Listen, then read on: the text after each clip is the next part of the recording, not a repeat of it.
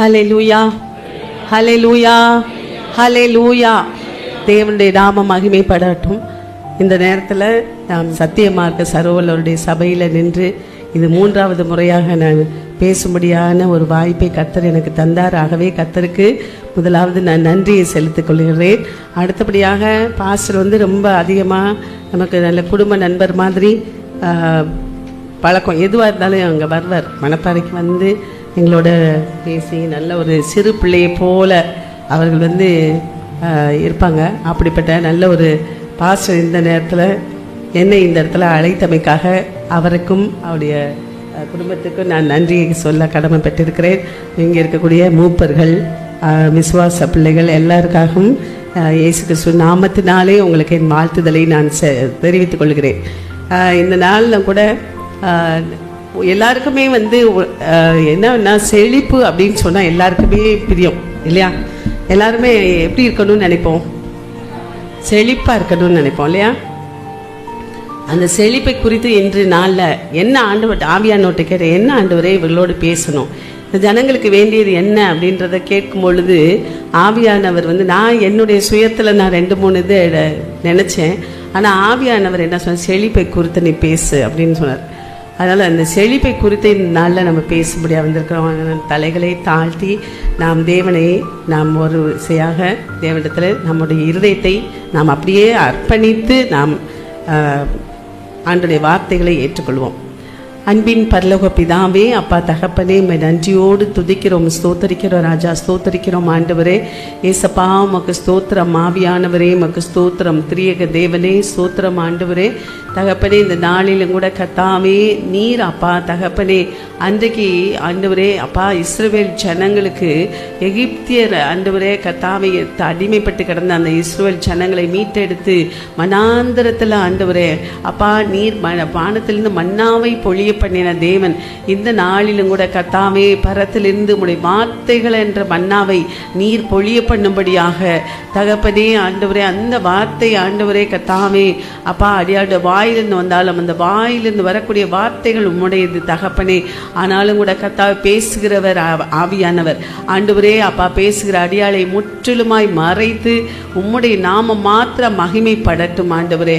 ஏசப்பா தகப்பனே பரிசுத்த ஆவியானவரே நீர் பேசுவீராக. பேசுகிற அடியாளுக்கும் கேட்கிற பிள்ளைகளுக்கும் அது பிரயோஜனமாய் இருக்க என் தேவனாய் கர்த்தர் உதவி செய்ய முடியாது செபிக்கிறோம்.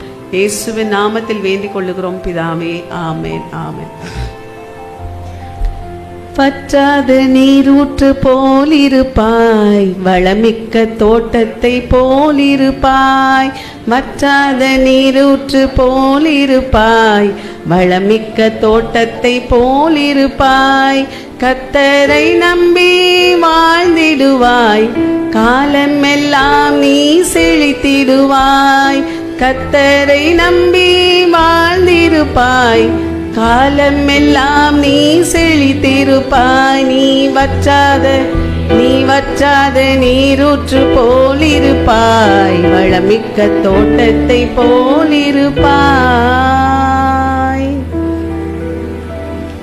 இந்த நாளில் நாம் தேவன் செழிப்பை யார் கொடுக்க? தேவன் நமக்கு கொடுக்க.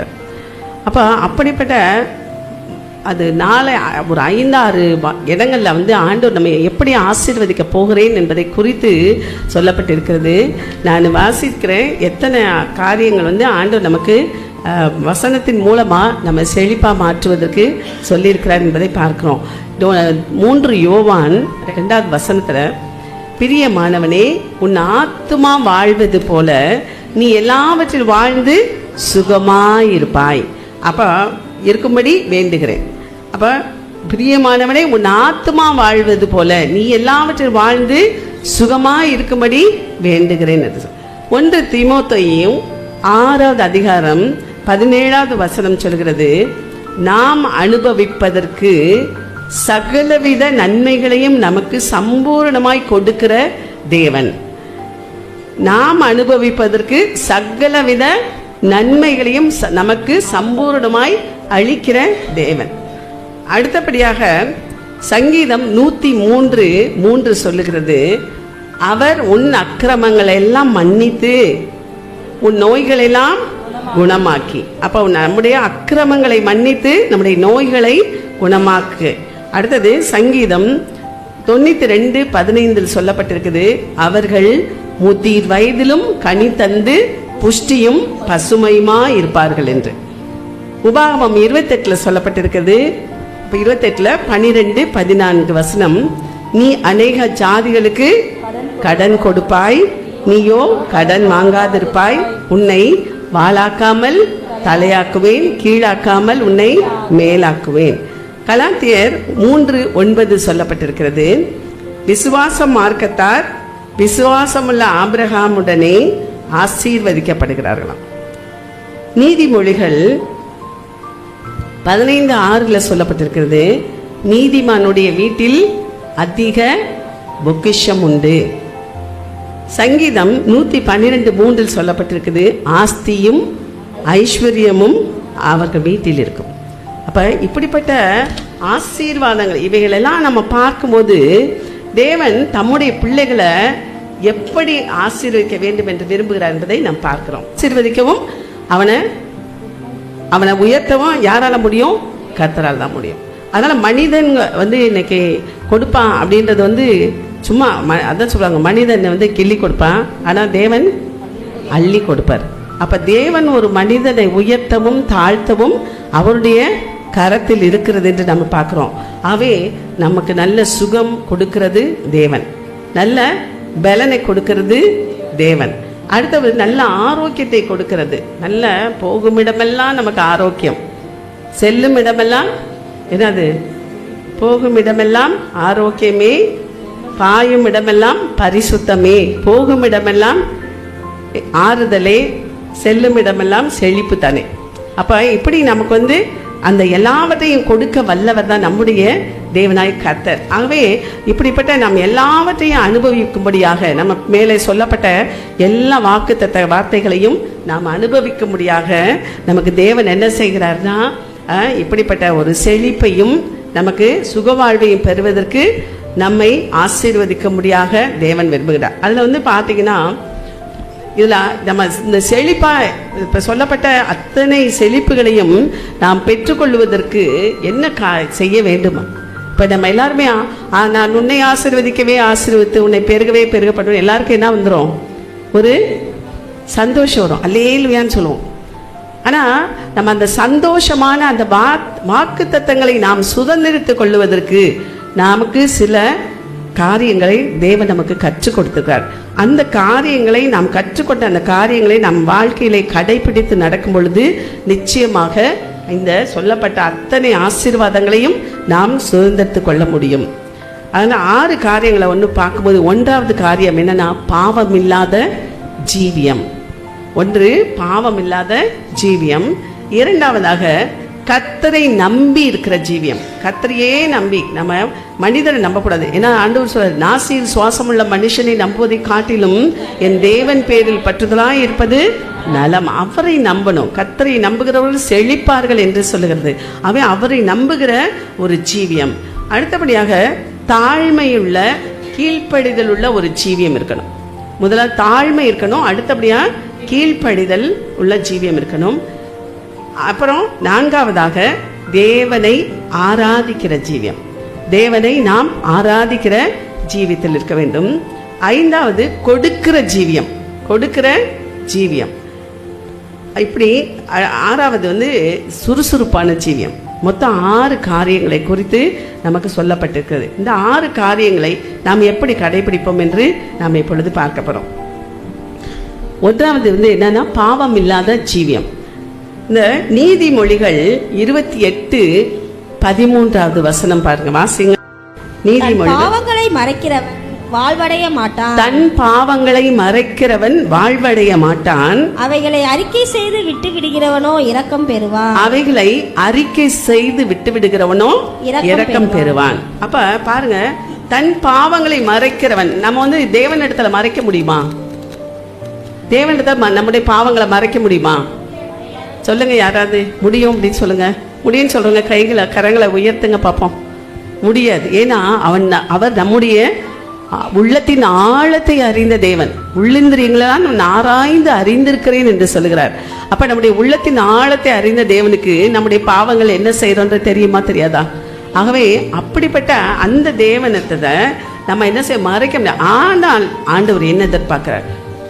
நீ உணர்ந்து, எப்படி தாவீது தன்னுடைய பாவங்களை சுட்டி காட்டிய போது அந்த பாவத்தை உணர்ந்தவனாக என்ன செய்யறான்? சங்கீதம் 51 அதிகாரத்துல அப்படியே சொல்லி என்ன செய்யறான்?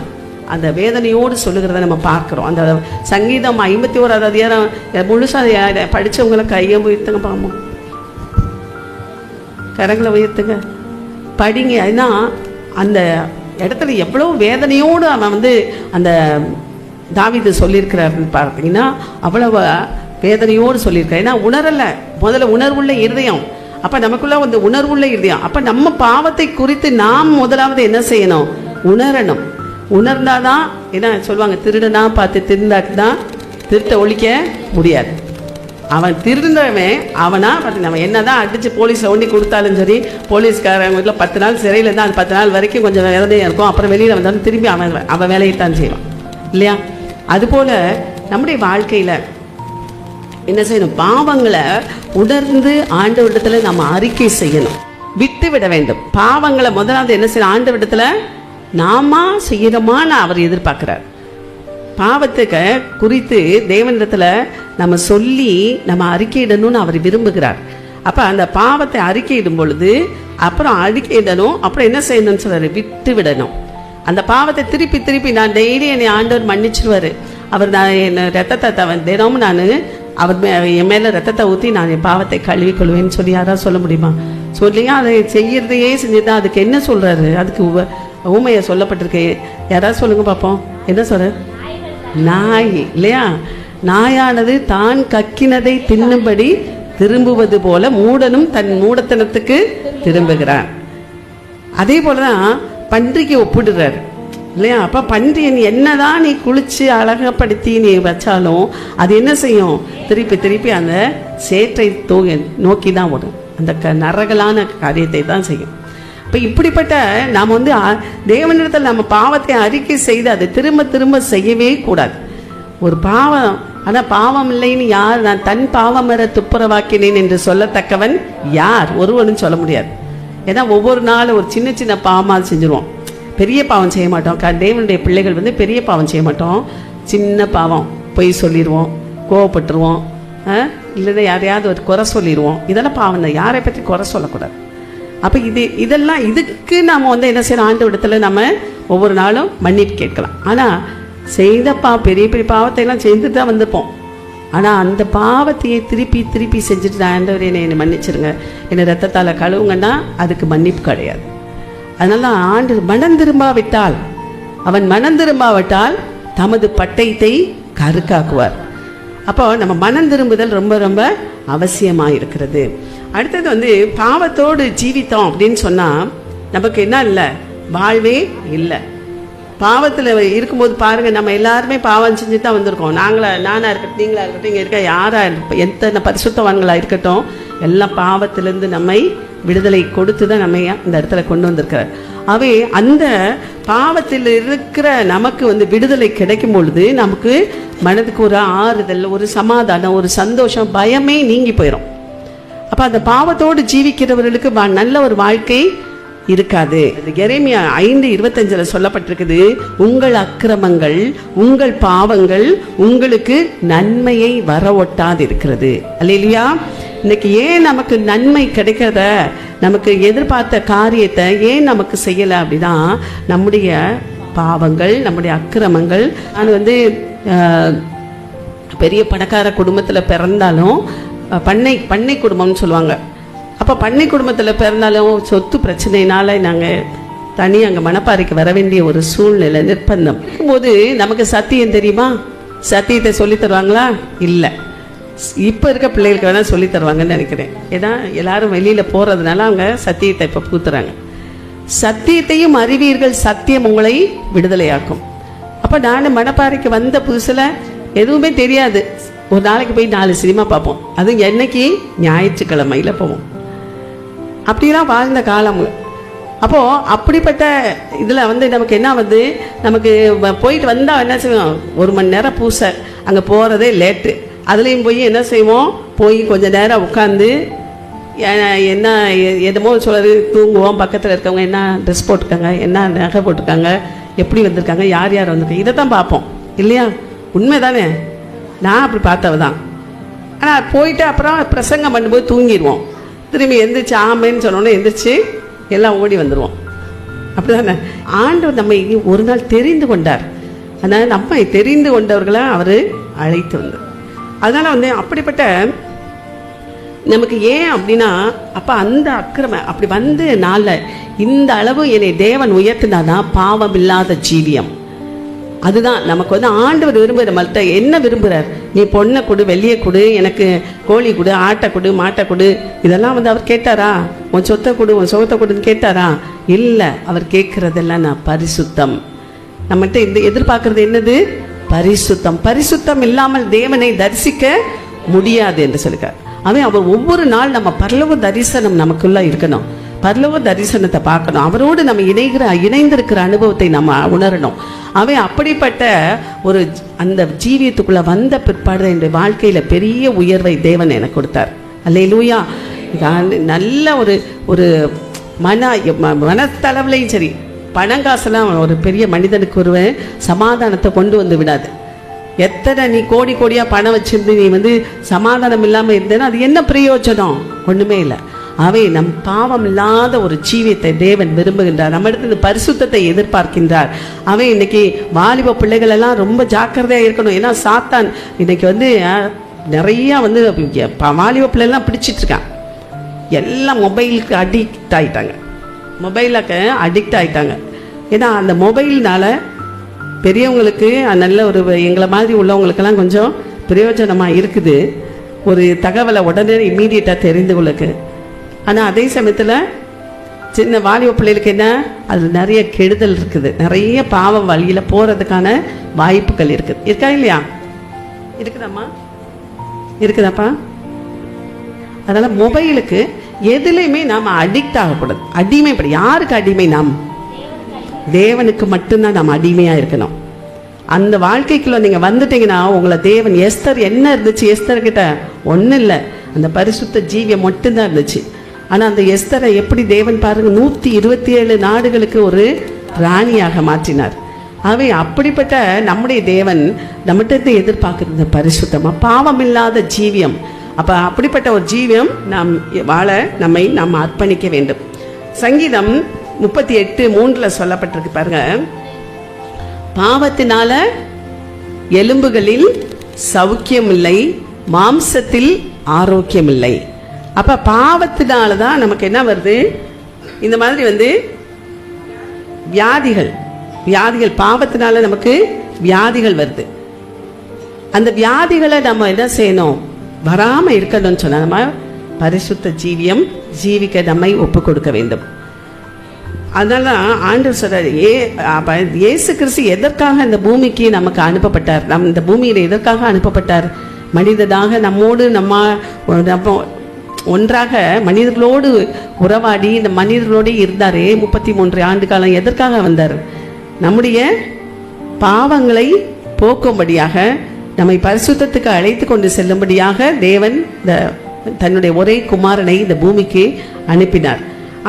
அப்படிப்பட்ட அந்த இயேசு கிறிஸ்து மூலம் மட்டும்தான் நமக்கு இதான் கிடைக்கும், பாவத்திலிருந்து விடுதலை கிடைக்கும். அல்லேலூயா, அல்லேலூயா, அல்லேலூயா. எத்தனை பேர் நான் பாவம் இல்லாம வாழணும்னு விருப்பம்? இங்க கரங்களை உயிர்த்து நல்லா பரலோகத்துக்கு ஏற்ற மாதிரி அல்லேலூயா சொல்லுங்க பாப்போம். அல்லேலூயா. ஏன்னா நம்ம வந்து பரிசுத்த ஜீவியம் ஜீவிச்சனா இயேசு கிறிஸ்து வந்து பட்ட பாடுகளுக்கு ஒரு பலன் உண்டு.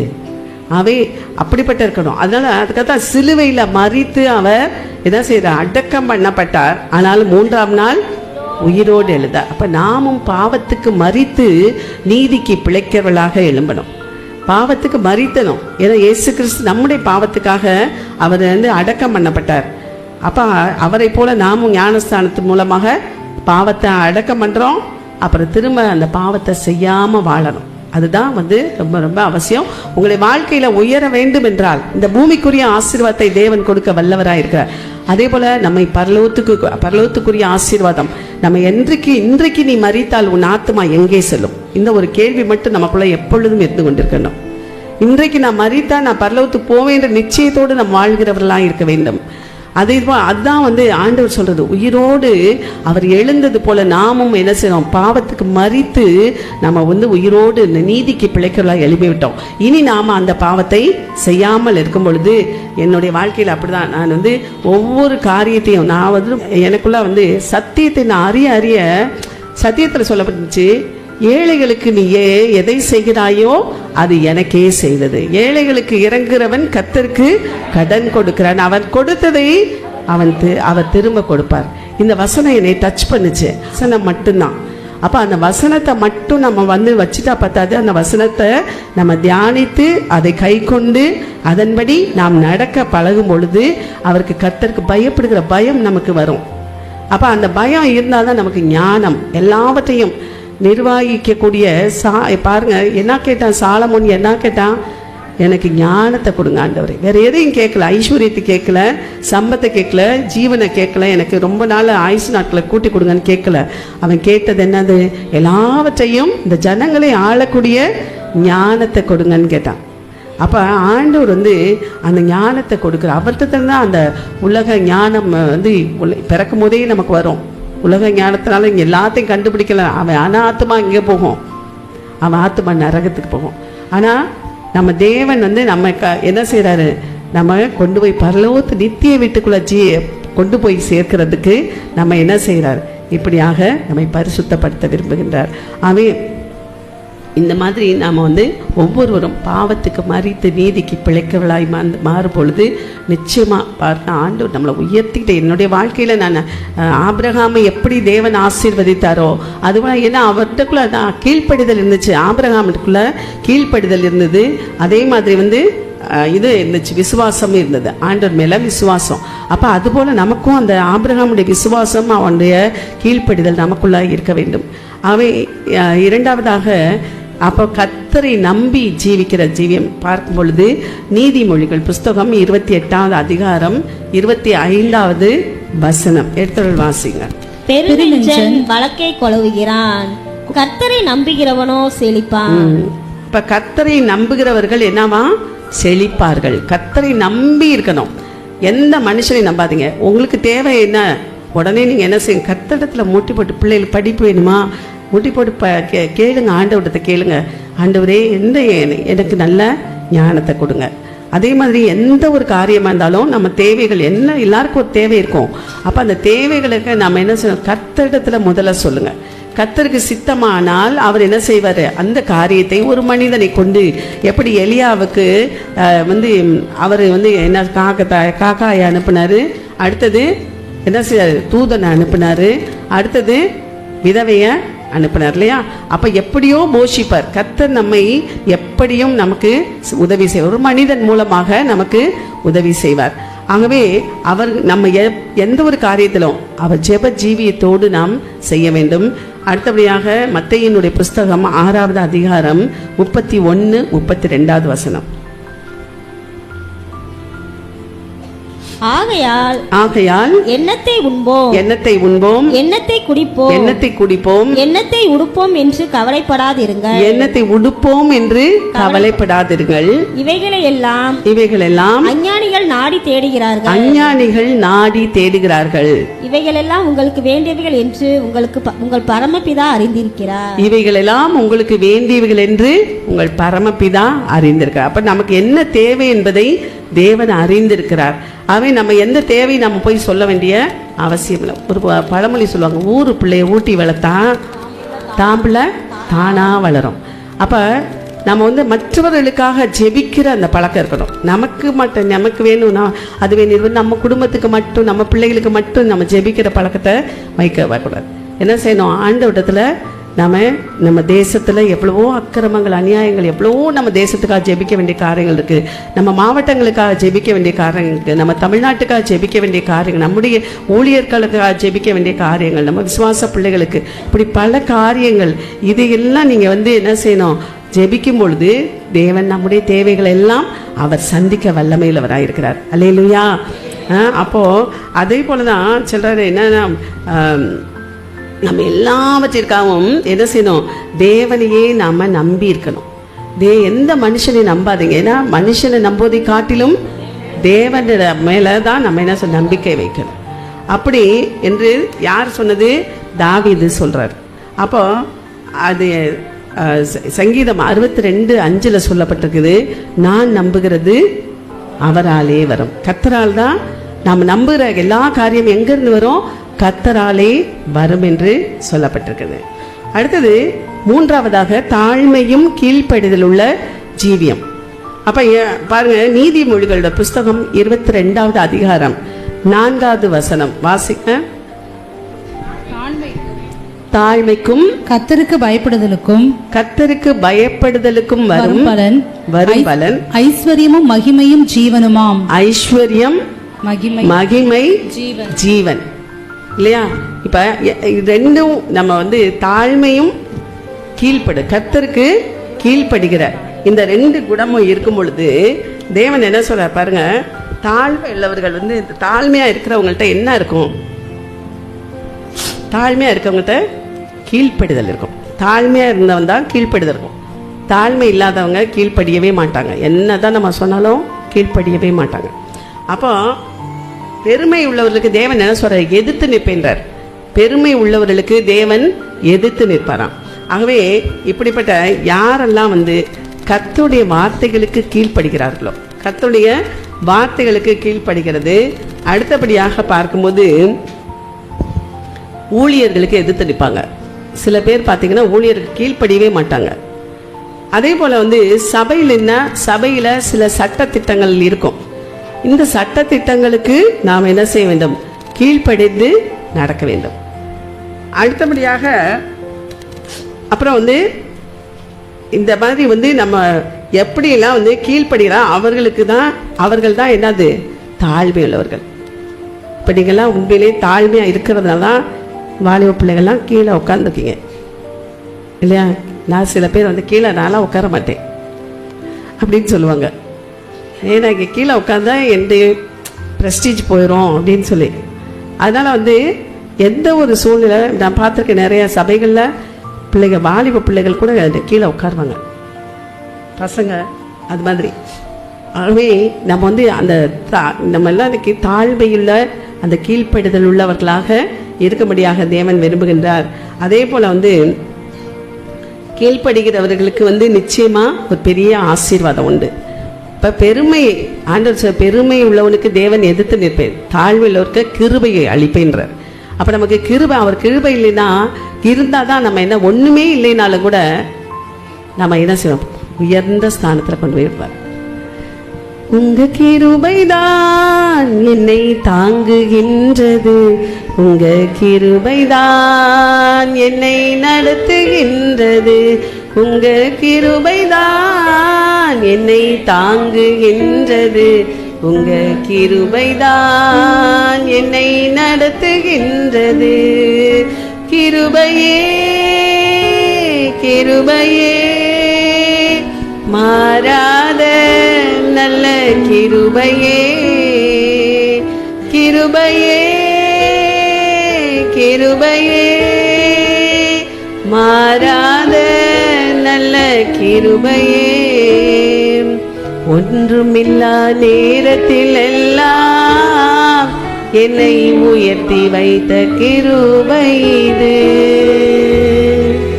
ஒன்றுமில்லா நேரத்தில் எல்லாம் என்னை உயர்த்தி வைத்த கிருபை இது. கிருபையே கிருபையே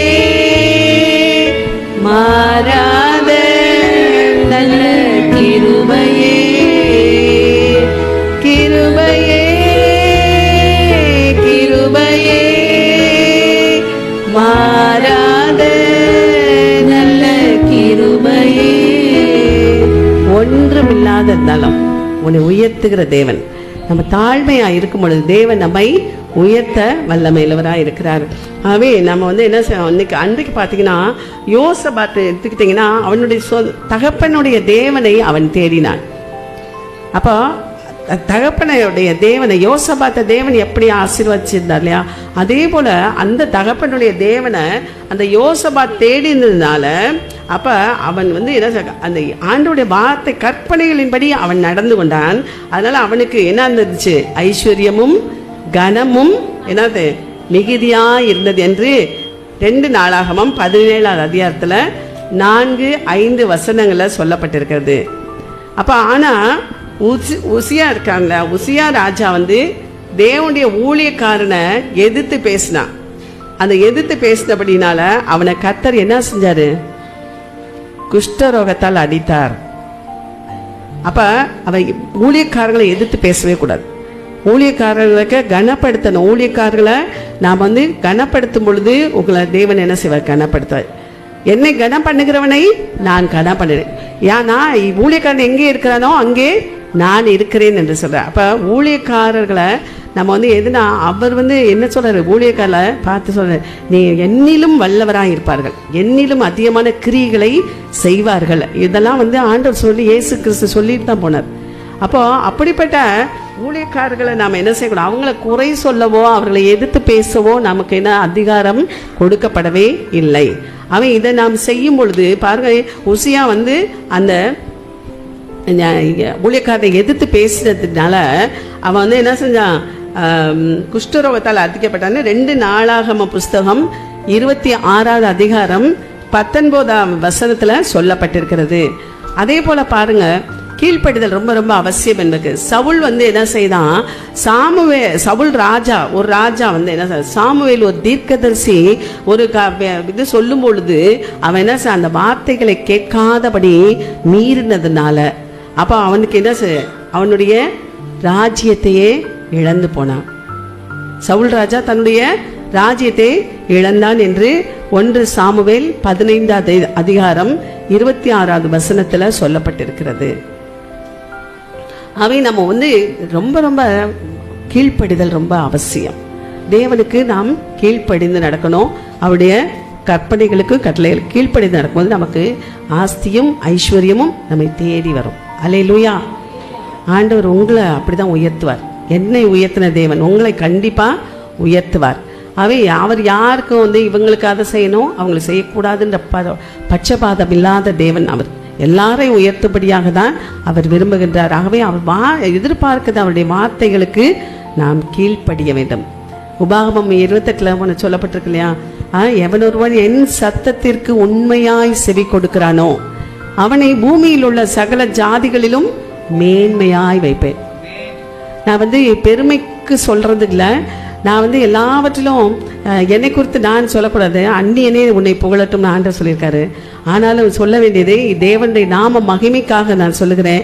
எப்போ வந்து ரொம்ப பெருமை, எல்லாரும் சொல்லுவாங்க உங்களை பார்த்தா நீங்கள் ஒரு சேர்மேன் மாதிரி தெரியல, உங்களை ரொம்ப சிம்பிளாக இருக்கீங்க. நாங்கள் வந்து வெளியில் நான் நிறைய மீட்டிங்க்கு போவேன், அப்போ பார்க்கும்போது சொல்லுவாங்க, ஆனால் வந்து பார்த்தவொன்னே சொல்லுவாங்க இவ்வளோ பெரிய ஆள் நீங்கள், இவ்வளோ இதாக இருக்காங்க. நானும் வந்து நிறைய இடங்களுக்கு ஊழியத்துக்கு போவேன், பெங்களூரு, அங்கே சென்னை, இது மாதிரி வந்து நிறைய இடங்களுக்கு அழைப்பு வரும். அப்போ போகும்பொழுதெல்லாம் வந்து பார்த்திங்கன்னா அவங்க நீங்கள் ரொம்ப சிம்பிளாக இருக்கீங்கன்னு சொல்லுவாங்க. ஆண்டவர் எளிமையை தான் விரும்பினார். இயேசு கிறிஸ்து எப்படி வந்தார், அவர் வந்து சாதாரண ஒரு மாட்டு தொழுவத்தில் வந்து பிறந்தார்.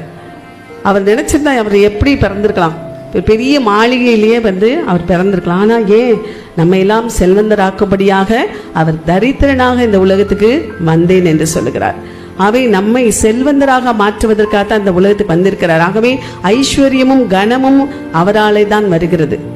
பாட்டு கூட பாடுவாங்க இல்லையா, ஐஸ்வர்யம் கனமும் உம்மாலே தான் வருகிறது, ஆளுகை செய்யுங்கப்பா, மேன்மைப்படுத்துங்கப்பா, உம்மைத்தான் நான் நம்பி இருக்கேன், அற்புதங்கள் எனக்கு செய்யுங்கப்பா. அப்ப நம்ம அவரையே நம்பி இருக்கணும். கர்த்தரையே நம்பி நம்ம ஜீவிக்கும் பொழுது கர்த்தர் நமக்கு ஐஸ்வரியத்தையும் கனத்தையும் மிகுதியாய் கொடுக்கிறார். அடுத்தபடியாக பார்க்கும்பொழுது தேவனை ஆராதிக்கிற ஜீவியம் 4வது. அதில் ஏசாயா என்ற புஸ்தகம் 58வது அதிகாரம் 13-14 வசனம். என் பரிசுத்த நாளாகிய ஓய்வு நாளிலே, என் பரிசுத்த நாளாகிய ஓய்வு நாளை உனக்கு இஷ்டமானதை செய்யாதபடி, உனக்கு இஷ்டமானதை செய்யாதபடிக்கு உன் காலை விலக்கி, உன் காலை விலக்கி, உன் வழிகளின்படி நடவாமலும், உன் வழிகளின்படி நடவாமலும், உனக்கு இஷ்டமானதை செய்யாமலும், உனக்கு இஷ்டமானதை செய்யாமலும், உன் சொந்த பேச்சை பேசாமலும் இருந்து, உன் சொந்த பேச்சை பேசாமலும் இருந்து, ஓய்வு நாளை மனமகிழ்ச்சி நாள் என்றும், ஓய்வு நாளை மனமகிழ்ச்சி நாள் என்றும், கர்த்தருடைய பரிசுத்த நாளை மகிமையுள்ள நாள் என்றும் சொல்லி, கர்த்தருடைய பரிசுத்த நாளை மகிமையுள்ள நாள் என்றும் சொல்லி, அதை மகிமையாக எண்ணுவாயானால், அதை மகிமையாக எண்ணுவாயானால், அப்பொழுது கர்த்தரில் மனமகிழ்ச்சியாய் இருப்பாய், அப்பொழுது கர்த்தரிடத்து மனமகிழ்ச்சியாய் இருப்பாய். பூமியின் உயர்ந்த இடங்களில் உன்னை, உயர்ந்த இடங்களிலே உன்னை ஏறி இருக்கும்படி பண்ணி, உன் தகப்பனாகிய யாக்கோபுடைய சுதந்திரத்தால், உன் தகப்பனாய் யாக்கோபுடைய சுதந்திரத்தால் உன்னை போஷிப்பேன். கர்த்தருடைய வாய் இதை சொல்லிற்று. யார் சொன்னது இது? கர்த்தருடைய வாய் இதை சொல்லிற்று. அப்ப ஓய்வு நாள் என்பது ஞாயிற்றுக்கிழமை இல்லையா? நமக்கு ஓய்வு நாள் இது ஞாயிற்றுக்கிழமை. இந்த ஞாயிற்றுக்கிழமை ஆயிடுச்சு மனமகிழ்ச்சி நாளாக. அந்த காலத்துல திருவிழான்னு சொன்னா ரொம்ப எல்லாரும் சந்தோஷமா நல்ல புது ட்ரெஸ்ஸை போட்டுட்டு அப்படின்லாம் நம்ம சிறு பிள்ளைகள இருந்திருக்கோம். ஆனால் நம்ம ஓய்வு நாள் என்பது ஒரு மனமகிழ்ச்சி. அந்த மனமகிழ்ச்சியை விட தேவனுடைய ஆலயத்துக்கு செல்வது, கர்த்தருடைய ஆலயத்திற்கு போவோம் என்று வாருங்கள் என்று சொன்னபோது நான் மனமகிழ்ச்சியாக இருந்தேன் என்று சொல்லப்பட்டிருக்குது. அவை நம்ம மனமகிழ்ச்சி நாளன்று, ஓய்வு நாளை மனமகிழ்ச்சி நாளன்று, அந்த கர்த்தருடைய பரிசுத்த நாளை மகிமையின் நாளாக நாம் எண்ணுவாயானால் பூமியின் உயர்ந்த இடங்களிலே என்ன சார் உன்னை ஏறி இருக்கும்படி பண்ணி, அப்போ பூமியின் உயர்ந்த இடங்களில் உங்களை அமர்ந்திருக்க பண்ணுவார். அப்போது அந்த நாள் ஞாயிற்றுக்கிழமைனா நம்ம என்ன சொல்கிறோம், லேட்டாக வரக்கூடாது. ஏன்னா ஆவியானவர் நம்ம எந்த நேரத்தை நாம் குறிப்பிடுகிறோமோ அந்த நேரத்தில் அவர் சரியாக உட்கார்ந்துருவார். ஆனால் நம்ம அவரை வரவேற்க வேண்டுமா இல்லை அவர் நம்மை வரவேற்க வேண்டுமா? நாம் அவரை வரவேற்பதற்கு நாம் என்ன செய்ய, முன்பதாகவே நாம் அமர்ந்து விட வேண்டும். 9 மணிக்கு ஆராதனை அப்படின்னு சொன்னால் நம்ம 8:59 உட்கார்ந்துருக்கணும். ஏன்னா அவர் வரும்போது, ஆவியானவர் வரும்போது அவரை நாம் துக்கப்படுத்தக்கூடாது. இன்னைக்கு ஒரு சினிமா பார்க்கணும்னா ஃபஸ்ட்டாக போய் உட்காரணும்னு நினைப்போம். ஏன்னா முதல்ல இருந்து நம்ம பார்க்கணும், ஒன்றும் விடக்கூடாது. நானும் ஒரு காலத்தில் அப்படி தான், ஒரு இதை விட மாட்டேன், ஃபஸ்ட்டே போய் உட்காந்துருவேன். அது மாதிரி ஆராதனையும் ஃபஸ்ட்டாக உட்காந்துருவேன். அப்போ அந்த காலத்து சினிமாவுக்காக ஃபஸ்ட்டாக உட்காந்தோம், இப்போ ஆண்டவருக்காக ஃபஸ்ட்டாக உட்கார ஆரம்பிச்சிடும். அப்போ அந்த ஃபஸ்ட்டாக உட்காரும்பொழுது தான் ஆண்டவர் என்ன செய்வார், சந்தோஷப்படுவார், நம்மை பார்த்து சந்தோஷப்படுவார். அவர் துக்கப்பட மாட்டார். அவரை நம்ம துக்கப்படுத்தவே கூடாது. நம்ம என்ன செய்யணும், இந்த உயர்ந்த இடம் அப்படின்னு சொன்னால் எதை குறிக்கிறது? செழிப்பை குறிக்கிறது. உயர்ந்த இடம் என்பது செழிப்பை குறிக்கிறது. இப்போ நம்ம செழிப்பான வாழ்வு, நமக்கு ஒரு செழிப்பான வாழ்வு வர வேண்டும் என்றால் நாம் ஆராதனையிலே சரியான நேரத்திலே நாம் பங்கு பெற வேண்டும். அடுத்தபடியாக இந்த இடத்துல வரும்பொழுது நாம் என்ன செய்யணும், நல்லா ஆண்டவரை துதிச்சு இது பண்ணணும், துதிச்சு நம்ம ஆராதிக்கணும். ஏன்னா ஆராதிக்கிற நமக்கு ஆராதித்த அந்த தாவீதுக்கு ப்ரொமோஷன் கிடைச்சிச்சு இல்லையா?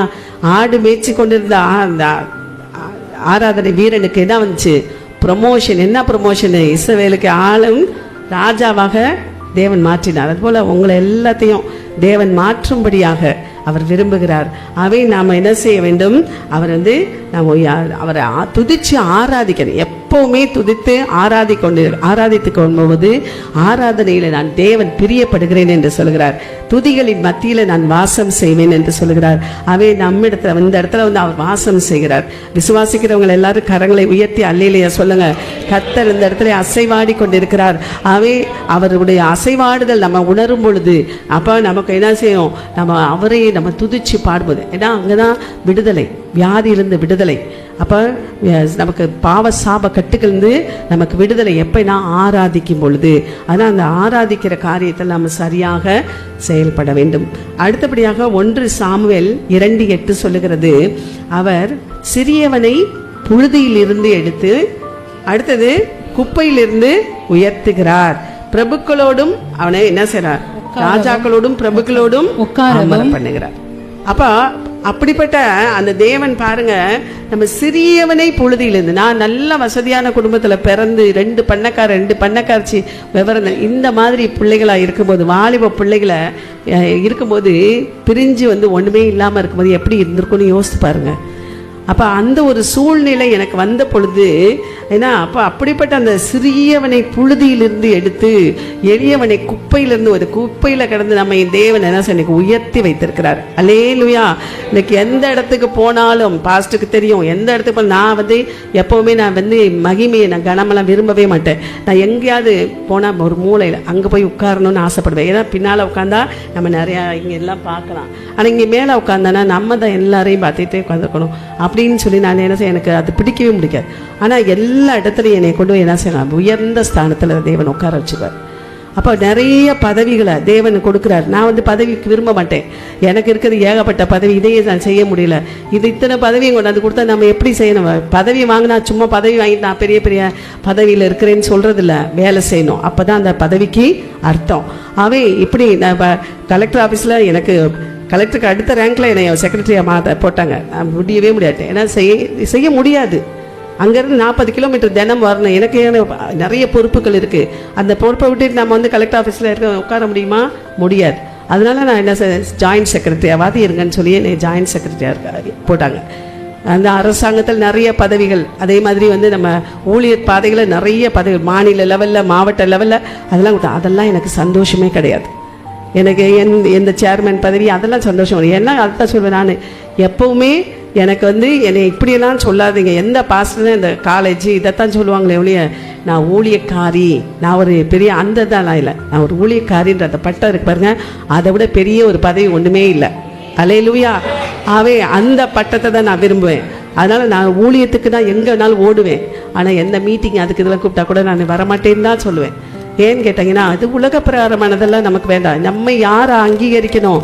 கர்த்தர் நம்மை அங்கீகரிக்க வேண்டும். அதனால் கர்த்தர் அங்கீகரித்தாலே ஒழிய ஒன்றுமே முடியாது. அதில் கூட எனக்கு ஒரு பாட்டையும் தேவன் எனக்கு 6 பாட்டு எழுதும்படி கர்த்தர் உதவி செய்தார். ஒரு பாஸ்டரோட பொண்ணு தான் எனக்கு பிஏ மாதிரி இருந்துச்சு. அந்த பொண்ணு எனக்கு என்ன செய்யும், அப்பப்போ எனக்கு பாட்டு வந்துக்கிட்டே இருந்துச்சு, தொடர்ந்து வந்துக்கிட்டே இருந்துச்சு. எனக்கு நான் கேத்தலிக்கில் இருக்கும்போது நான் சும்மா கொயரில் இருந்திருக்கிறேன். ஆனால் நான் பாட்டு எனக்கு இயற்றவோ இல்லை லிரிக்ஸ் அமைக்கவோ மியூசிக் போடவோ எனக்கு தெரியாது. ஆனால் ஆண்டவர் எப்படி எனக்கு அந்த இதெல்லாம் கொடுத்தாருன்னு எனக்கு தெரியாது. 2000 DVD போட்டோம், 1.5 லட்ச ரூபா செலவு பண்ணி. ஆனால் அது வெறும் ஒரு 40,000க்கு தான் விற்றோம். மீதி எல்லாமே அங்கங்கே கொடுத்துட்டோம். ஆனால் அதன் மூலமாக ஒரே ஒரு அதை சொன்னார். அதனால தான் ஒரு பாவி மனம் திரும்பினார். அந்த பாட்டின் மூலமாக ஒரு பாவி, அவர் ஒரு ஊழியக்காரர், அல்லேலியா பாட்டுக்காரன்னு சொல்லிட்டு ராபர்ட்னு சொல்லிட்டு, அவருடைய மருமகன் அந்த பாட்டை கேட்டு அவங்க பிள்ளையால திருந்தினாருன்னு சொல்லிட்டு மனம் திரும்பினாருன்னு சொல்லி அவர் எனக்கு ஃபோன் பண்ணி சொன்னார். அப்போ அந்த ஒரு ஆண்டவர் ஏதாவது ஒரு ஆத்மா, ஒரு பாவி மனம் திரும்பினா நான் பரலோகத்தில் மிகுந்த சந்தோஷம் உண்டாயிருக்கு. ஒரு பாவியை மனம் திருப்பணும்.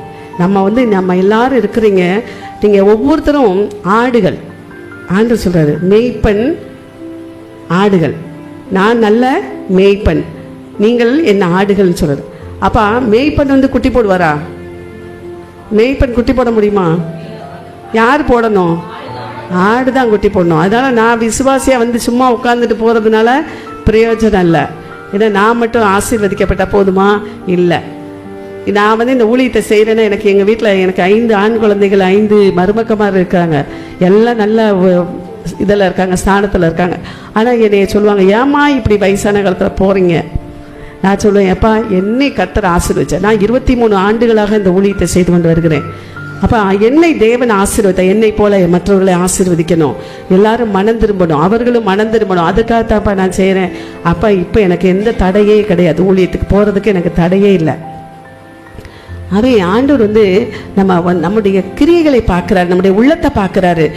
நாம் ஒவ்வொருவரும் என்ன செய்யணும், எந்த பதவி பட்ட இதெல்லாம் வேஸ்ட், இதெல்லாம் பூமியோட போயிடும். அதான் நான் ஒரு பாட்டை என்ன சொல்ல, ரெவரன் பட்டம் உங்களுக்கு வாங்கி தரேன் அப்படின்னாரு ஒரு பாஸ்டர். 3000 கொடுங்க சிஸ்டர், நான் ஒரு ரெவரன் பட்டம் வாங்கி தரேனாரு. எனக்கு நான் வாங்கின டாக்டரேட் பட்டம் வாங்கியிருக்கேன், சிவாஜி கணேசன் வாங்கின மாதிரி உலகப்பிரகாரமாக நான் செவாலிய பட்டம் வாங்கியிருக்கிறேன். எனக்கு எந்த பட்டமும் வேணாம் பாஸ்டர், என்னை கர்த்தர் அங்கீகரித்தா போதும், அதனால் எனக்கு பட்டம்லாம் வேண்டாம் அப்படின்னு சொல்லி அன்னைக்கு நான் சொல்லும்போது தான் ஆண்டவர் இந்த பாட்டை கொடுத்தார். என்னை அங்கீகரிக்க என் தேவன் ஒருவருக்கே அதிகாரம் உண்டு. என்னை அங்கீகரிக்க என் தேவன் ஒருவருக்கே அதிகாரம் உண்டு. தேவ அங்கீகாரம் தேவையே, மனித அங்கீகாரம் தேவையில்லையே. தேவ அங்கீகாரம் தேவையே, மனித அங்கீகாரம் தேவையில்லையே. என்னை அங்கீகரிக்க என் தேவன் ஒருவருக்கே அதிகாரம் உண்டு. என்னை முன்குறித்த தேவனும் நீரே, என்னை அழைத்த தேவனும் நீரே. என்னை முன்குறித்த தேவனும் நீரே, என்னை அழைத்த தேவனும் நீரே. என்னை நீதிமானாக்கினதும் நீரே, என்னை உயர்த்தின தேவனும் நீரே. என்னை அங்கீகரிக்க என் தேவன் ஒருவருக்கே அதிகாரம் உண்டு. இன்னும் 2 ஸ்டான்ஸா இருக்கு, டைம் ஆயிரும். கர்த்தர் இந்த பாட்டை கொடுத்தார். இதுல இருந்து அப்படியே 2, 3, 4, 5, 6 பாட்டு எழுதும்படி உதவி செய்தார். 2 பாட்டு பழைய பாட்டு போட்டு 8 பாடல் ஒரு டிவிடி போட்டோம். அதுபோல கர்த்தர் எவரையும் மேன்மைப்படுத்த அவரால் ஆகும். ஆகவே நம் ஒவ்வொருவரும் கர்த்தரை நம்பி நாம் வாழணும். கர்த்தருக்காகவே அவர் வார்த்தைக்கு நம்ம கீழ்ப்படிய வேண்டும். அப்ப அவருக்கு என் வசனத்துக்கு நடுங்குறவனையே நான் நோக்கி பார்ப்பேன்றார். அப்ப நம்ம அவர் நோக்கி பார்த்தா நம்ம என்ன செய்யும், பிரகாசம் அடையும். அவர்கள் முகங்கள் ஒருபோதும் வெட்கப்படுவதில்லை என்று சொல்லப்பட்டிருக்கு. ஆகவே அடுத்தபடியாக நம்ம ஆசீர்வாதமும் எது வரும், செழிப்பும் நமக்கு ஆராதிக்கிற இந்த இடம் தான் நமக்கு செழிப்பை உண்டாக்குகிற இடம், நமக்கு ஆசீர்வாதத்தை கொடுக்கிற இடம். ஆகவே நாம் இந்த இடத்துக்கு நாம் வரும்போது நம்ம மன மகிழ்ச்சியாக வர வேண்டும். இன்னைக்கு தான் ஞாயிற்றுக்கிழமை ஒரு நாள் லீவு.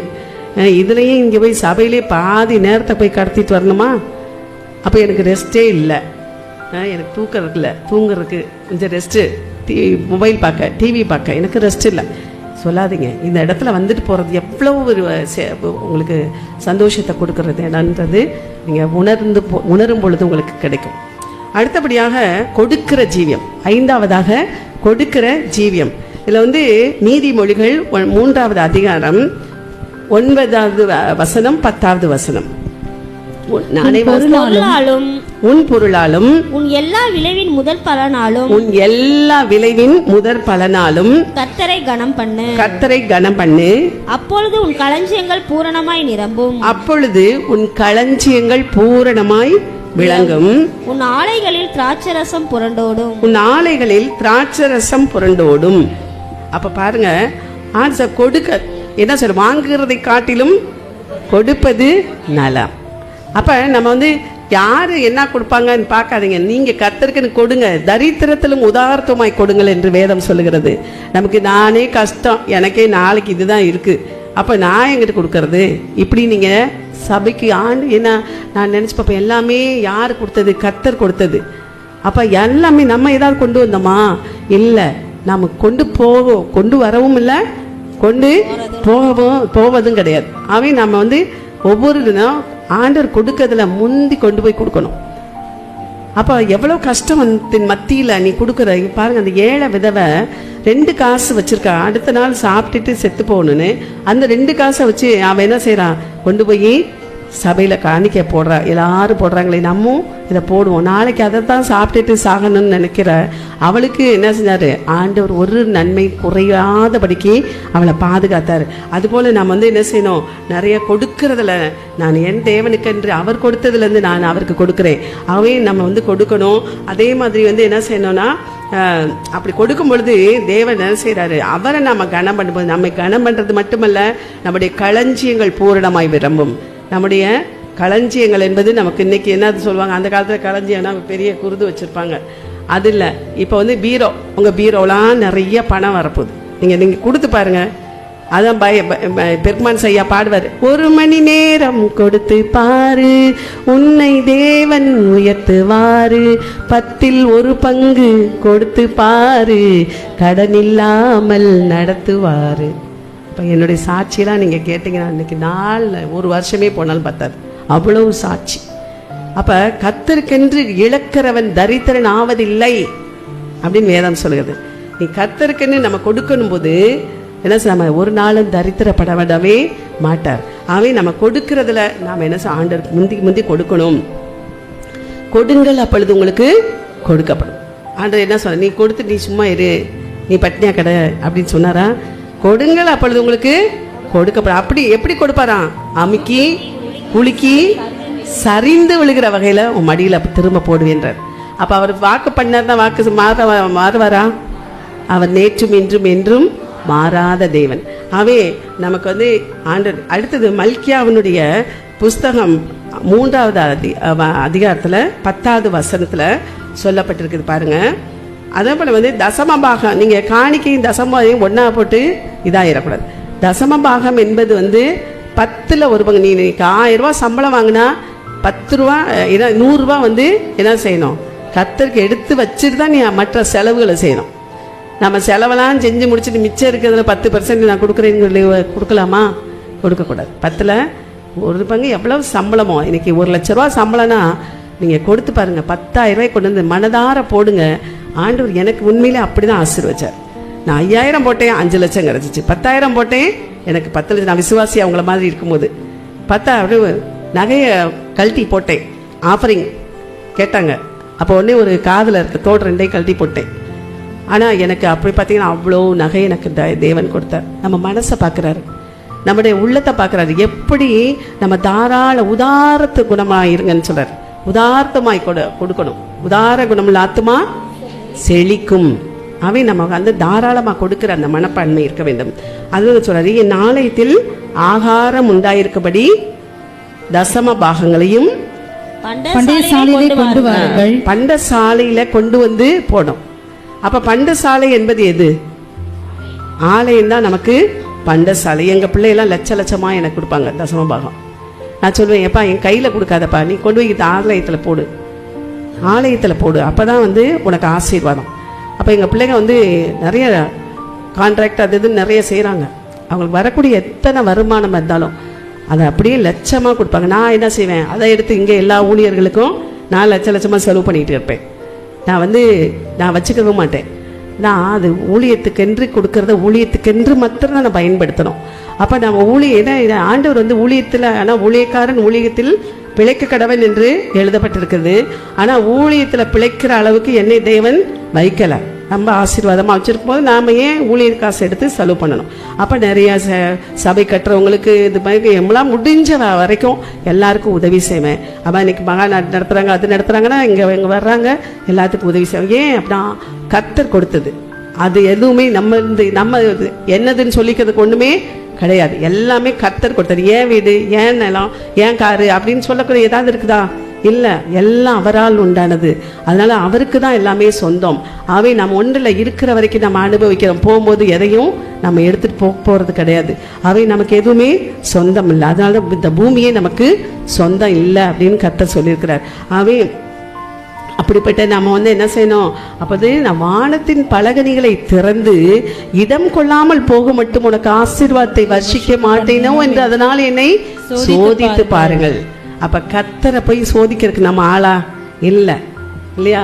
அவர் எவ்வளவு பெரிய ஆளு. அவரை சோதிப்பதற்கு நமக்கு இல்லை. அவர் சொன்ன வார்த்தைக்கு நாம் கீழ்ப்படிந்து கொண்டு போய் என்ன செய்யணும்? தசமபாகத்தை நீ உண்மையா கொடு, சந்தோஷமா கொடு. உனக்கு கர்த்தர் உன்னை எவ்வளவு ஆசீர்வதிப்பாருன்றதை நீ அப்புறம் பார்ப்ப. ஆனால் அதனால ஆசீர்வாதத்தை வச்சுக்க நாளை என்னை சோதித்து பாருங்கள் என்று செய்ய கர்த்தர் சொல்கிறார். அப்போ தசமபாகம், காணிக்கை. அப்போ காணிக்கை சொல்றார், கட்டாயமாயும் அல்ல விசனமாயும் அல்ல, அவரவர் மனதிற்கு நிர்ணயித்த பிரகாரமாக உங்கள் காணிக்கைகளை கொண்டு வந்து செலுத்துகின்றார்.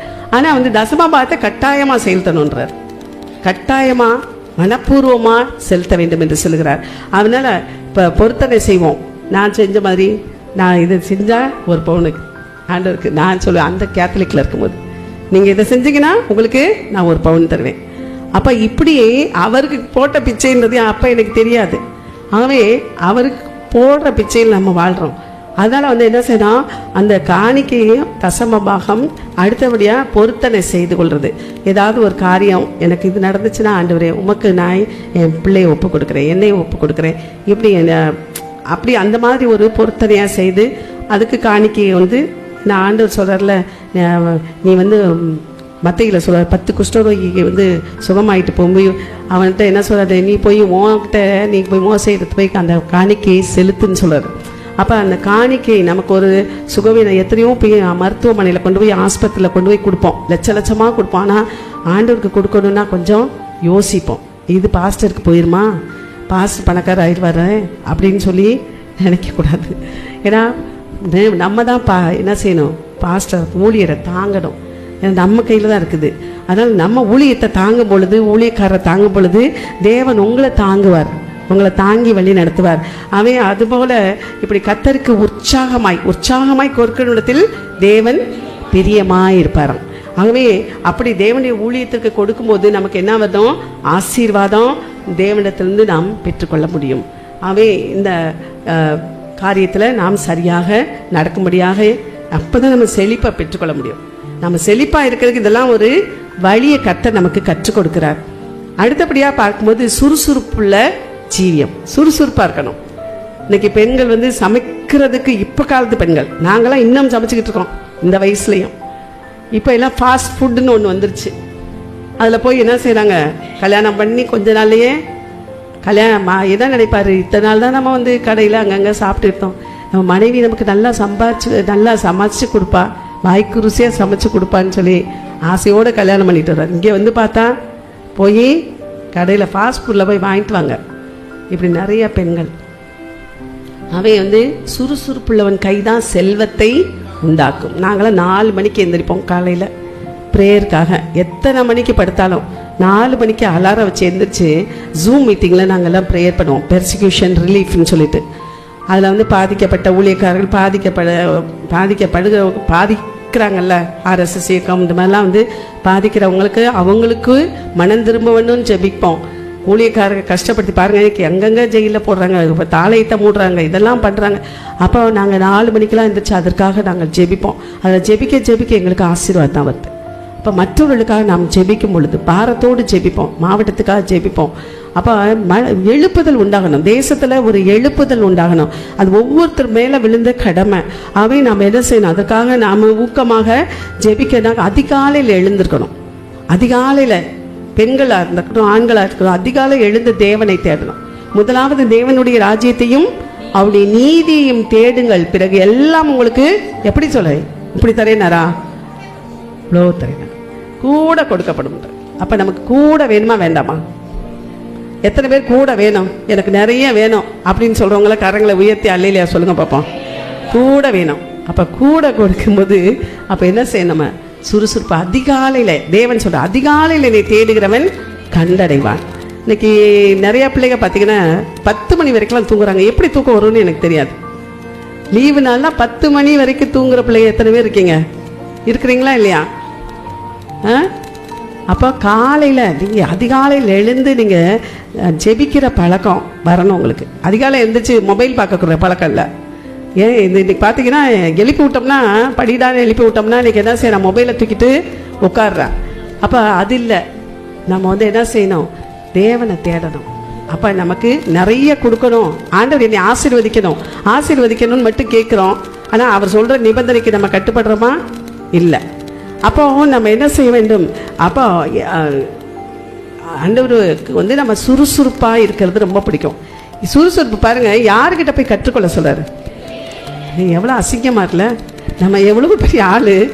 ஒரு எறும்பு எவ்வளோ பெருசு இருக்கும், இத்தினோண்டு ஒரு சின்ன குழந்தை பேபி கூட என்ன செய்யும், அப்படி தொட்டாது செத்து போயிடும் இல்லையா? அப்படி சத்துவம் இல்லாத ஒரு ஜந்துக்கிட்ட போய் நம்ம என்ன செய்யறாரு, சுறுசுறுப்பை நீ கற்றுக்கொள்ள. அப்பா அவங்க நமக்கு சுறுசுறுப்பு இல்லைடா, நீ சோம்பேறின்னு சொல்லி அவர் அன்னைக்கு தெரிஞ்சிட்டார் கர்த்தர்.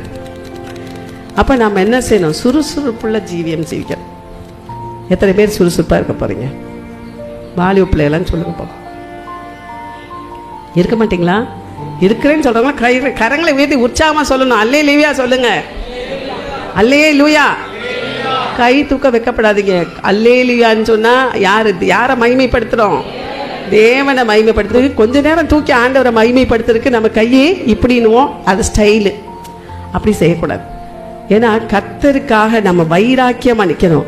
ஒன்றும் இல்லாததுக்கு வந்து வைராக்கியம் பாராட்டுறாங்க. நாம எப்படி இருக்கணும்? ஜீவனுள்ள தேவன். நம்முடைய தேவன் யாது? கல்லல்ல, மண்ணல்ல, மரம் அல்ல. அவர் வந்து பேசுகிற தெய்வம். அவர் பேசுகிற தெய்வம், ஜீவனுள்ள தேவன். அவருக்கு நம்ம எப்படி மகிமையை செலுத்தும் போது இப்படியா அல்லேலூயா அல்லேலூயா அப்படின்னு சொல்லக்கூடாது. எப்படி சொல்லணும்? உற்சாகமா சொல்லணும். அல்லேலூயா அல்லேலூயா. தூக்குமா, கையை தூக்க மாட்டியா? அப்போ ஆண்டவருக்காக நம்ம எப்படி நம்ம உற்சாகமாக சுறுசுறுப்பாக இருக்கோம். இதுலேயே நமக்கு சுறுசுறுப்பு இல்லைன்னா எப்படி?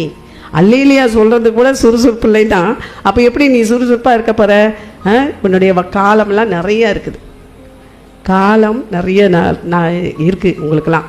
நீங்களாம் நல்லா இருக்கணும், சரியா? அதனால் நீங்கள் என்ன செய்யணும், ஆண்டவரை முதல்ல மகிமைப்படுத்த கற்றுக்கொள்ளுங்க. நல்ல உற்சாகமாக இருக்கணும், சுறுசுறுப்பாக இருக்கணும். அந்த எறும்புக்கிட்ட போய் கற்றுக்கொள்ள சொன்னது கேவலமாக தெரியுது. அதனால் வந்து நாங்களாம் எப்போவுமே சுறுசுறுப்போடு தான் இருக்கிறோம். அதனால தான் செல்வத்தை தேவன் கொடுக்குறார். சுறுசுறுப்புள்ளவன் கை செல்வத்தை உண்டாக்கும். நம்ம வேதத்தை வாசிக்கிறோம், ஆனால் வேதத்தின்படி நடக்கிறதில்ல. அதனால தான் நமக்கு செழிப்பு இல்லாமல் போயிடுது. வேதத்தின்படி நடக்கிறவர்கள் உத்தம மார்க்கத்தார்கள். அப்போ அவர்கள் தான் பாக்கியவான்களாக இருப்பார்கள். அடுத்தபடியாக வந்து என்ன சொல்லப்பட்டிருக்குன்னா, சங்கீதம் 128:2 சொல்லப்பட்டிருக்குது. உன் கைகளின் பிரயாசத்தை நீ சாப்பிடுவாய், உனக்கு பாக்கியமும் நன்மையும் உண்டாயிருக்கும். அப்ப நமக்கு நம்ம சம்பாதிக்கிற சம்பாத்தியத்தை யாரோ ஒருத்தவங்க சாப்பிட்டு போகக்கூடாது. நம்ம கஷ்டப்பட்டு கடினப்பட்டு உழைக்கிறோம். அந்த உழைப்பினுடைய பலனை நமக்கு அனுபவிக்கிறதுக்கு தேவன் அதிகாரம் கொடுத்துருக்காரு. ஆனால் நிறைய பேர் வந்து சாப்பிட முடியாமல், எனக்கு அந்த நோய் இந்த நோய் என்னால் சாப்பிட முடியாது, இப்படி இருக்கக்கூடாது. நாம் சம்பாதிக்க நம் கைகளின் சம்பாத்தியதை நமக்கு சாப்பிடணும் கர்த்தருக்கு நமக்கு கட்டளை கொடுத்துருக்கிறார். அவை நாம் என்ன செய்யணும், நமக்கு பாக்கியமும் நன்மையும் உண்டாயிருக்கும்படியாக நாம் என்ன சுறுசுறுப்பாக இருக்க வேண்டும். அடுத்தபடியாக 2 தெசலோனிக்கேயர் 3:10 ஒருவன் வேலை செய்ய மனதில்லாதிருந்தால் அவன் சாப்பிடவும் கூடாது என்று நான் உங்களிடத்தில் இருந்தபோது உங்களுக்கு கட்டளையிட்டோமே. அப்ப பாருங்க, இந்த அநேகர் என்ன செய்யறாங்க, வேலை செய்ய மாட்டேன். ஏன்னா ரேஷன் கடையில் எல்லாமே ஓசியில் கிடச்சிருது. ஒரு டிவி ஒன்று ஓசியில் கொடுத்துட்டாங்க. அடுத்தது வந்து என்னது, ஒரு இது அந்த அப்புறம் என்ன கொடுத்துருக்காங்க, பென்ஷனு, மிக்சி கொடுத்துருக்காங்க. எல்லாமே ஓசியிலே கிடைக்கிது. நம்ம எதுக்கு வேலைக்கு போய் இருக்கிறத கஞ்சியை கவுளோ காடுத்துட்டு பேசாமல் வீட்டில் படுத்து கிடக்கிறேன். இப்படி இருக்கதான் ஆண்டவர் விரும்புவார். இப்படின்னா எப்படி நம்ம மேலே வர முடியுமா? ஒரு பழமொழி சொல்லுவாங்க, எங்கள் அம்மா தான் அடிக்கடி சொல்லுவாங்க, ஆசை இருக்குதான் தாசில்தார் வேலை பார்க்க, அதிர்ஷ்டம் இருக்கான் கழுத மேய்க்க அப்படின்னு எங்கள் அம்மா அடிக்கடி சொல்லுவாங்க. ஏன்னா நம்ம கொடுக்குற தெய்வம் உனக்கு கூரையை போட்டு போடுமா அப்படின்னு சொல்லுவாங்க. அப்போ கொடுக்குற தெய்வம் கூரையை பொத்துக்கிட்டு போடுன்னு நம்ம நான் ஜெபம் பண்ணுறேன் அதனால் எனக்கு கிடச்சிரும் அப்படின்னு நான் சோம்பேறித்தனமாக உட்காந்துருந்தா கொடுத்துருவாரா கர்த்தர்? கொடுப்பாரா? உழைக்கணும். ஆண்களாக இருக்கட்டும் பெண்களாக இருக்கட்டும் உழைக்கணும். இன்றைக்கி பாஸ்டர் பாருங்கள் அங்கங்கே ஓடுறாரு. அவருக்குலாம் வியாதியெல்லாம் பார்த்தீங்கன்னா அவ்வளோ பெரிய, அவர் செத்து பழைச்சிருக்கிறாருன்னு தான் நான் நினைக்கிறேன். அப்படிதானே? அவ்வளோ இதுலேருந்து ஆண்டவர் இன்றைக்கி அவரை ஜீவனை கொடுத்து இந்த இடத்துல உட்காந்து அவருடைய ஊழியத்தை செய்கிறார். சுறுசுறுப்பாக ஓடுவார், அங்கங்கே சின்ன பிள்ளை மாதிரி ஓடுவார். அப்போ எந்த ஒரு ஃபங்க்ஷன் மீட்டிங்கில் பார்த்தீங்கன்னா அவர் இல்லாமல் இருக்கவே மாட்டார். அப்போ அந்த சுறுசுறுப்பாக இருக்கணும். சுறுசுறுப்பு தான் ரொம்ப ரொம்ப முக்கியம். சுறுசுறுப்பாக இருந்தீங்கன்னா உங்களுக்கு வியாதி வராது. இப்போ எனக்குலாம் எல்லாமே வியாதி தான் இருந்தாலும் எந்த எலும்பு பூரா ஒன்றுமே இவ்வளோ நேரம் நிற்கவே முடியாது. ஏன்னா நான் வந்து கர்த்தருக்குள்ளே இருக்கிறதுனால நான் நிற்பதும் நிர்மூலமாகாமல் இருப்பதும் அவருடைய சுத்த கிருபை. அல்லேலூயா. ஒரு மெடிசன் கூட எடுக்க மாட்டேன். ஏன்னா நான் கர்த்தரையே நம்பியிருப்பேன். அவர் தான் விசுவாசம், அவர் மேலே வந்து அவ்வளோ விசுவாசம். நான் உனக்கு பரம வைத்தியர்னு சொல்லியிருக்காரு. நான் உனக்கு நல்ல ஔஷதம் என்று சொல்லியிருக்கிறாரு. அவரை நம்பி நம்ம வாழும் பொழுது நமக்கு எந்த குறைவுமே வரவே வராது. அப்போ வந்து ஒரு வேலை செய்ய மனதில்லை. அந்த வேலை செய்யாமல் இருந்துட்டு சாப்பிடன்னு மட்டும் நினைக்கலாமா? சாப்பிடக்கூடாது. வேலை செய்யலைன்னா சாப்பிடாத வீட்டில். அதுதான் ஆண்டவர் சொல்லியிருக்கிறாரு.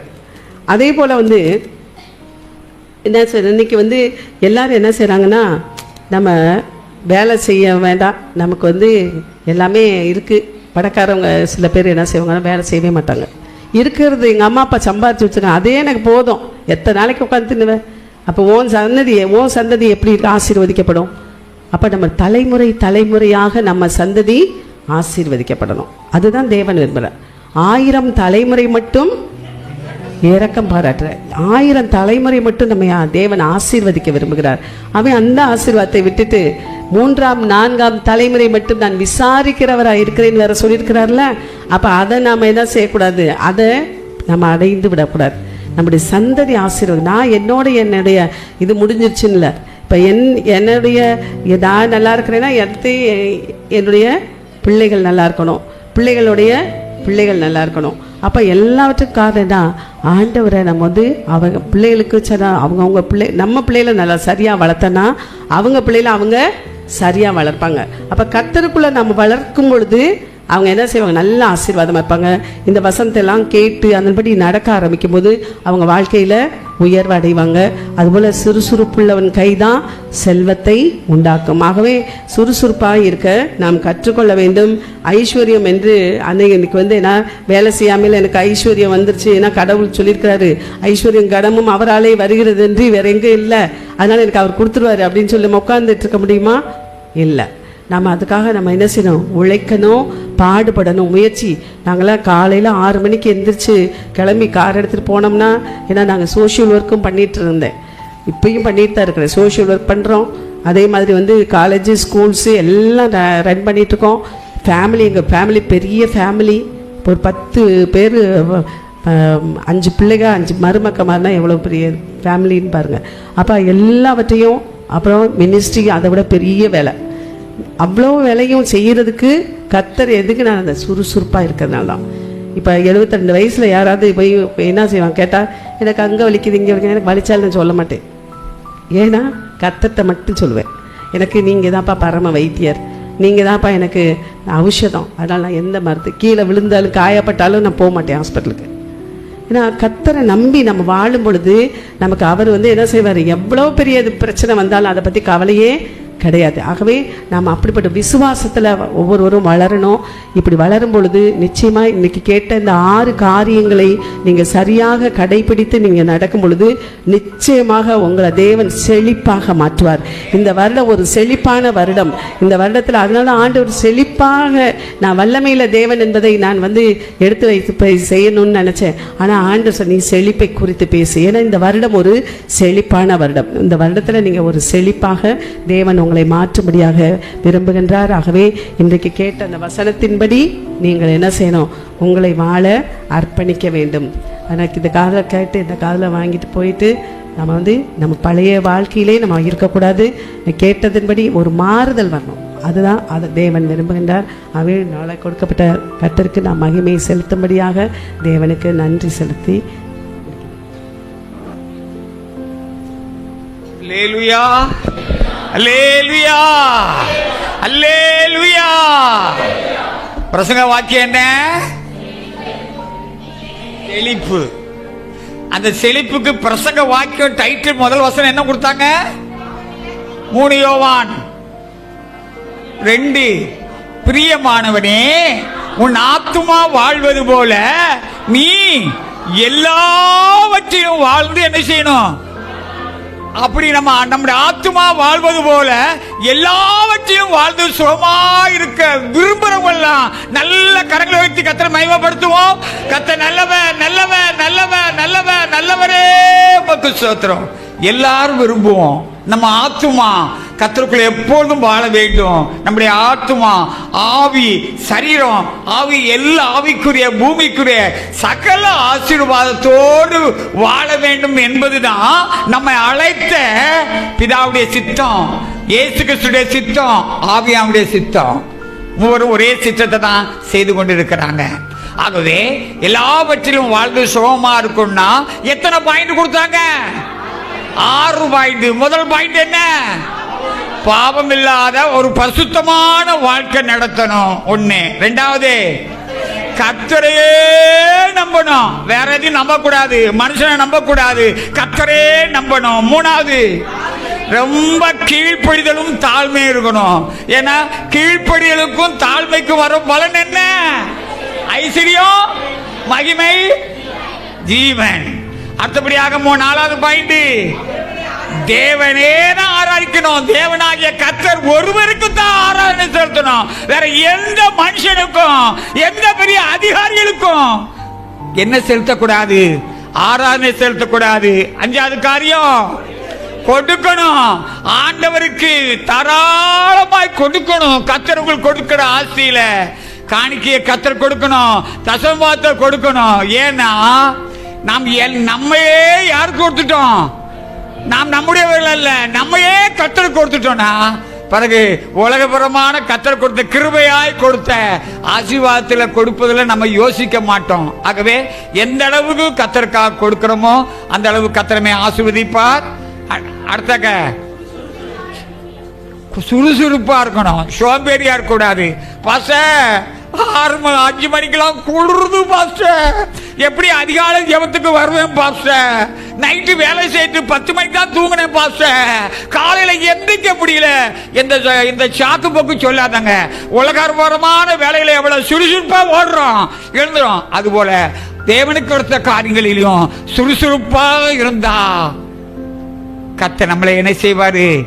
ஆசீர்வதிப்பாரு, செழிப்பாய் வைப்பாரு. அப்படிப்பட்ட கிருபைய வசனத்தை கேட்ட நம் ஒவ்வொருவருக்கும் கர்த்தர் தந்தவராக. வசனத்தை இப்படிப்பட்ட ஆழமான சத்தியத்தை நம்ம மத்தியிலே சொன்ன அருமையான சகோதரி சாந்திராஜன் குடும்பத்தாரையும் சந்ததியும் விசுவாச குடும்பங்களையும் கர்த்தர் ஆசீர்வதிப்பாராக.